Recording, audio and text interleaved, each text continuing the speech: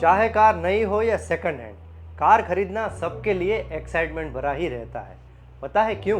क्योंकि ज़्यादातर लोग कार को एक फैमिली मेंबर जैसा ही समझते हैं। कार खरीदने के बाद आम लोगों की सबसे पहली इच्छा होती है कार की चमक दमक को बढ़ाई जाए, ताकि कार दूसरे लोगों की कार से अच्छी दिखे और कुछ अलग दिखे।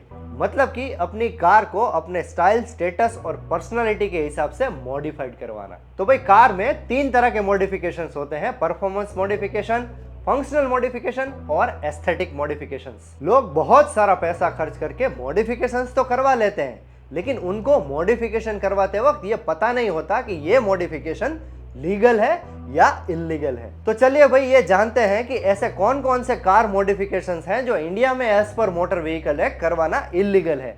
लेकिन वीडियो में आगे बढ़ने से पहले do like, share and subscribe to our channel knowledge and guidance. और हाँ, वीडियो में आखिर तक बने रहिएगा, क्योंकि लास्ट में हम ये भी बताएंगे कि कौन कौन से ऐसे कार मॉडिफिकेशंस हैं जो करवाना लीगल है। और साथ में ये भी बताऊंगा कि कार मॉडिफिकेशन चाहे लीगल हो या इलीगल, लेकिन उसको करवाने से पहले आपको कौन कौन सी बातें ऐसी हैं जो ध्यान में रखनी चाहिए। बहुत से लोग अपनी कार में धूप से बचने के लिए फिल्म लगवाते हैं, जिससे कि धूप अंदर ना आए। लेकिन अगर आप वीआईपी या वीवीआईपी पर्सन नहीं है तो ऐसी फिल्म अपनी कार पर नहीं लगवा सकते, जिससे कि आपके कार की अंदर की विजिबिलिटी कम हो जाए। As per rule, front windscreen और रियर विंडो की विजिबिलिटी 70% से ज्यादा होनी चाहिए और साइड विंडो की विजिबिलिटी एज पर रूल 50% से ज्यादा होनी चाहिए। इससे कम विजिबिलिटी वाली जो फिल्म है वो इंडिया में इलीगल है। लेकिन कई सारे एसेसरीज वाले ये फिल्म आरटीओ अप्रूव्ड है ऐसा बोल के चिपका देते हैं, और जब पुलिस पकड़ती है तो आपके पास उसका कोई सर्टिफिकेट नहीं होता है। जब ट्रैफिक पुलिस आपको पकड़ती है तो उनके पास कोई विजिबिलिटी टेस्ट करने का मशीन तो होता नहीं है।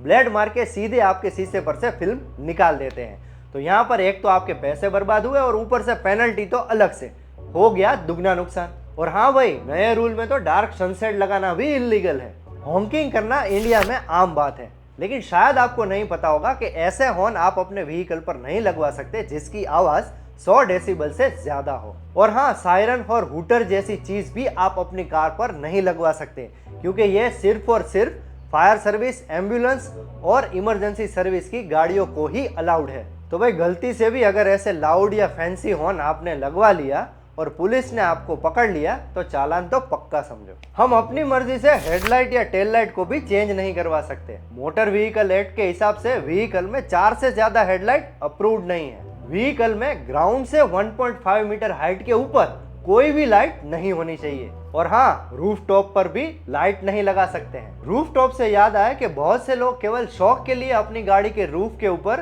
पुलिस जैसी ब्लू या रेड लाइट लगवा लेते हैं या तो फ्लैशिंग लाइट लगवा लेते हैं। ये बिल्कुल इलीगल है। इसके लिए आपको जेल या तो जुर्माना या तो दोनों हो सकता है। यहाँ तक कि ऐसी हाई इंटेंसिटी वाली लाइट लगवाना भी इलीगल है जो 8 मीटर या उससे कम डिस्टेंस में सामने वाले को ब्लाइंड कर दे। एज पर मोटर व्हीकल एक्ट, इंडिया में हर एक व्हीकल पर IND एम्बोज वाली हाई सिक्योरिटी रजिस्ट्रेशन प्लेट लगवाना कंपलसरी है।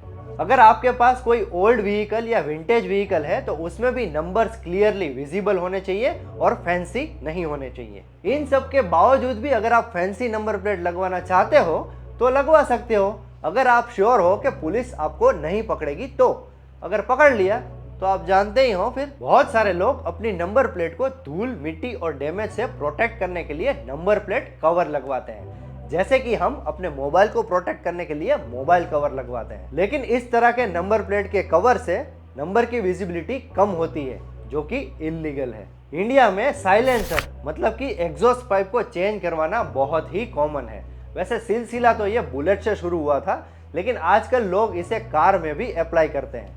लोग केवल शौक के लिए या अपने स्टेटस के लिए ऐसे साइलेंसर्स लगवा लेते हैं, लेकिन उनको पता नहीं होता है कि ऐसे साइलेंसर से नॉइस पोल्यूशन भी होता है, एयर पोल्यूशन भी बढ़ता है, और ऐसे साइलेंसर आपके PUC टेस्ट के लिए भी सूटेबल नहीं है। तो ऐसे साइलेंसर्स को लगवाना इंडिया में इलीगल है।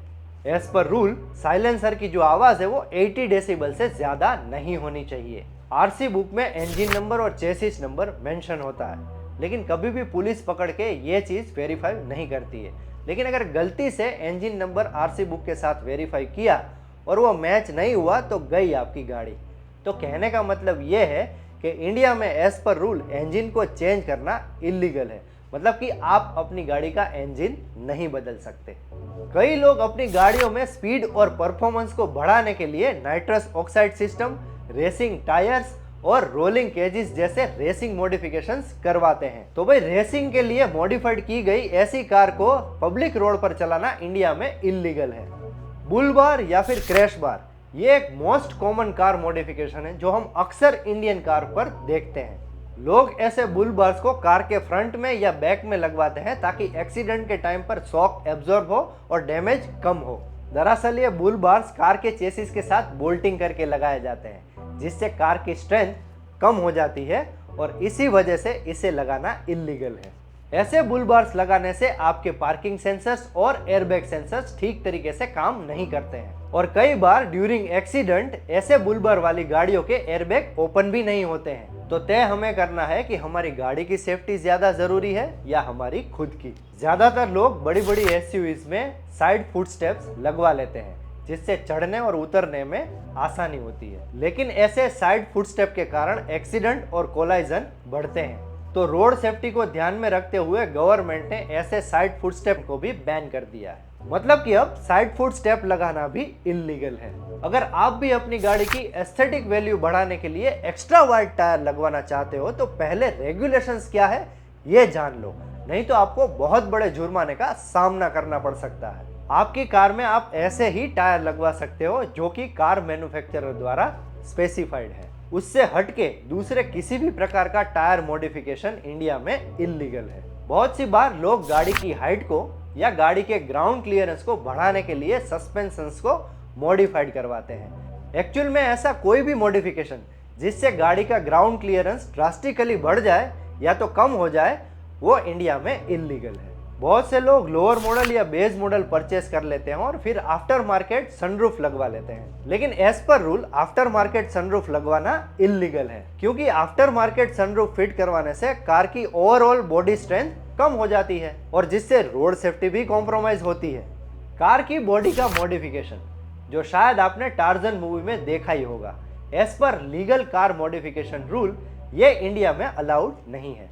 तो आसान भाषा में बताऊं तो आप फोर्ड को फेरारी या मारुति को मर्सिडीज में कन्वर्ट नहीं कर सकते हैं। बॉडी मॉडिफिकेशन करवाने से अथॉरिटी आपकी कार का रजिस्ट्रेशन कैंसिल कर सकती है या फिर आपका लाइसेंस कैंसिल हो सकता है और साथ में आपको जेल या फिर जुर्माना या फिर दोनों हो सकते हैं। लोग अक्सर बेस मॉडल में या फिर लोअर वेरिएंट में आफ्टर मार्केट एलॉय व्हील्स लगवा लेते हैं, जो कि पूरी तरीके से तो इलीगल नहीं है, लेकिन आप ऐसे ही अलॉय व्हील्स मॉडिफाइड करवा सकते हो जो कि मैन्युफैक्चरर द्वारा दिए गए टायर स्पेसिफिकेशन के साथ कंपेटिबल हो। कहने का मतलब यह है कि अगर आपने ऐसे अलॉय व्हील्स डलवा लिए जिससे कि आपको कार के टायर चेंज करने पड़े तो ये इलीगल है। कार खरीदने के बाद बहुत से लोग आफ्टर मार्केट सीएनजी किट को लगवाते हैं।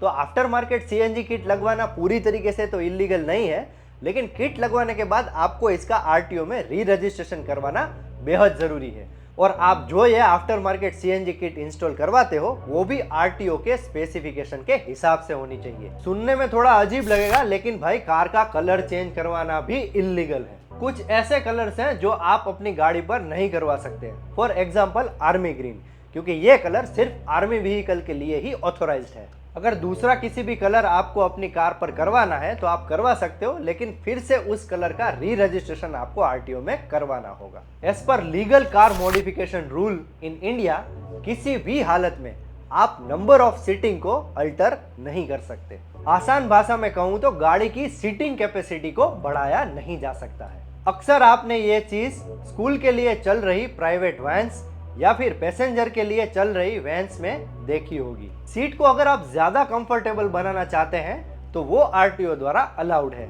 लेकिन नंबर ऑफ सीटिंग को आप नहीं बढ़ा सकते क्योंकि इससे सेफ्टी कॉम्प्रोमाइज होती है। अगर कोई हैंडीकैप पर्सन अपनी सीट को मॉडिफाइड करवाना चाहता है तो करवा सकता है, लेकिन वो भी प्रायर आरटीओ की अप्रूवल के बाद। अरे भाई चिंता मत करो, सारे ही मॉडिफिकेशंस इलीगल नहीं हैं, कुछ लीगल मॉडिफिकेशंस भी हैं।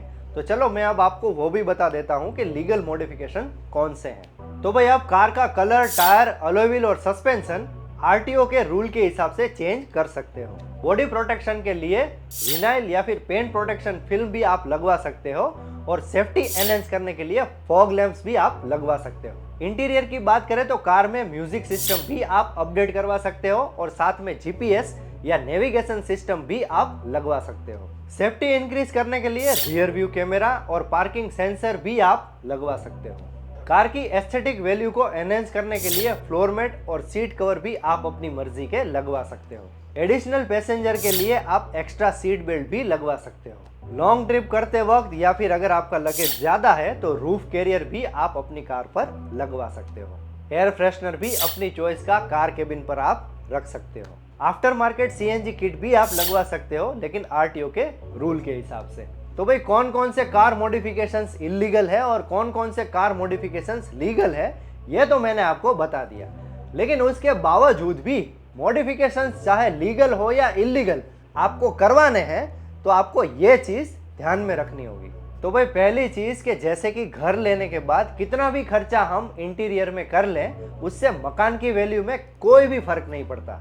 कुछ ऐसे ही गाड़ी लेने के बाद आप कितना भी इंटीरियर या एक्सटीरियर में पैसा खर्चा कर लो या कितना भी मॉडिफिकेशंस करवा लो, कार की वैल्यू में घंटा फर्क नहीं पड़ेगा। तो भाई ऐसे ही मॉडिफिकेशंस करवाओ जो सही में आपके लिए जरूरी हो और जिससे आपके पैसे भी बच जाए। दूसरी चीज भाई, मेरे लिए तो सेफ्टी प्रायोरिटी है और आपके लिए भी होनी चाहिए, लेकिन कुछ फंक्शनल और परफॉर्मेंस बेस्ड कार मॉडिफिकेशंस को करवाना एडवाइजेबल नहीं है, क्योंकि उससे कार की सेफ्टी कॉम्प्रोमाइज होती है। तीसरी चीज है वारंटी।